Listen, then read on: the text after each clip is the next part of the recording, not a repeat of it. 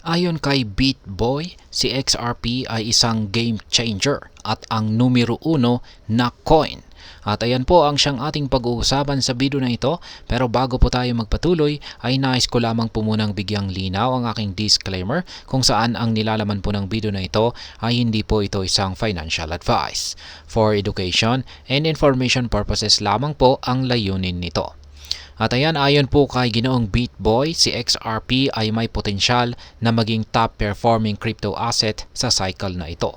Meron po siyang dalawang pangunahing dahilan kung bakit po niya nasabi ito. Una ay ang Bitwise XRP ETF at ang pangalawa ay ang IPO ni Ripple. Yan, yung una ay ang Bitwise XRP ETF kung saan ang ETF o Exchange Traded Fund ay isa po itong investment fund na traded po sa stock exchanges katulad ng stocks.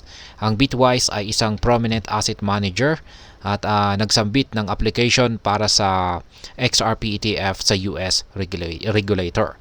Kaya ayon po kay Ginoong BitBoy ay ang approval ng XRP ETF ay magiging malaking turning point para kay XRP. Kapag na-approve ito, mas maraming investors ang magiging interesado at mag-i-invest kay XRP na magdudulot ng pagtaas sa presyo nito. Yan ang pangalawa naman po kung saan ay ang plano ng Ripple na maging public company sa pamamagitan po ng IPO o Initial Public Offering. Ang IPO ay isa pong proseso kung saan ang isang private company ay nagiging public company sa pamamagitan po ng pagbebenta ng shares nito sa publiko. Ayon po kay Ginoong BitBoy, kapag naging public company itong si Ripple, ay mas maraming investors ang magiging aware at interesado kay XRP, kung saan ay closely associated po siya kay Ripple. Ito ay maaaring magdulot po ng significant na pagtaas sa market value ni XRP. Ngayon ay may mga legal challenges po at market impact ito. Kaya hindi lahat ay smooth sailing. Ang Ripple ay kasalukuyang may ongoing legal battle sa SEC, Securities and Exchange Commission, at alam na alam po natin yan. Ang SEC ay nag-file po ng kanilang notice para sa appeal na nagdudulot po ng further delay sa prospect ng IPO ni Ripple. Ang motion ng SEC na mag-appeal ay dumating isang araw lang matapos mag-launch ng application ang Bitwise para sa kanilang XRP ETF. May mga nagsasabi na ang aksyon ng SEC ay nagpapahina sa chances ng approval para sa XRP ETF. Ngunit hindi lahat ay sumasang-ayon dito.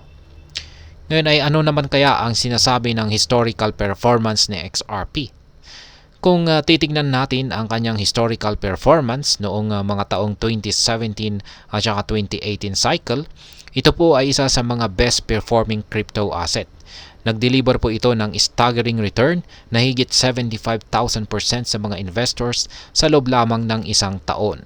Ngunit sa current cycle, si XRP ay isa sa mga worst performing tokens. Maraming proponents ang umaasa na ang crucial impending developments na ito ay magiging catalyst para sa pag-angat ni XRP sa bagong heights. Ngayon ay ano nga ba ang optimism na ito ni Ginoong BitBoy?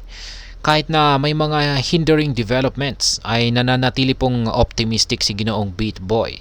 Siya po ay naniniwala na ang approval ng XRP ETF at ang IPO Ripple ay maaari pong magdulot ng significant na pagtaas sa presyo ni XRP na maaaring maging best performing token ng cycle na ito. Ayon po sa kanya, ang mga hindi nagbibigay pansin kay XRP ngayon ay mapapansin ito sa lalong madaling panahon habang nagsisimula ng mag-unfold ang epekto ng XRP ETF. Ayan. Sa kabuuan ay ang masasabi ko naman po rito ay ang pananaw ni Ginoong BitBoy ay base po sa dalawang major developments. Ayan po ang potential approval ng Bitwise XRP ETF at ang IPO ni Ripple. Ang mga ito ay maaaring magdulot ng significant na pagtaas sa presyo ng XRP at gawin po itong top performing crypto asset sa cycle na ito. Ngunit mahalaga ring tandaan natin na may mga legal challenges na kinakaharap po itong si Ripple. At ang mga ito ay maaring makaapekto sa future performance ni XRP. At ayan, hanggang dito na lamang po tayo sa video na ito mga ka-crypto. Sana po ay inyong nagustuhan ang aking paliwanag sa video na ito. Kung inyo po itong nagustuhan, pakiclick lamang po ang like button nito. Para naman po sa mga bago lamang dito, kayo po ay aking inaanyayahan para mag-subscribe. Pakiclick na rin po ang bell icon nito dahil ito po ang siyang magsisilbing notification nito sa mga bago kong videos na akin pong ina-upload sa aking YouTube channel na ito. Marami pong salamat sa panonood, ingat po tayo lagi at God bless po sa ating lahat.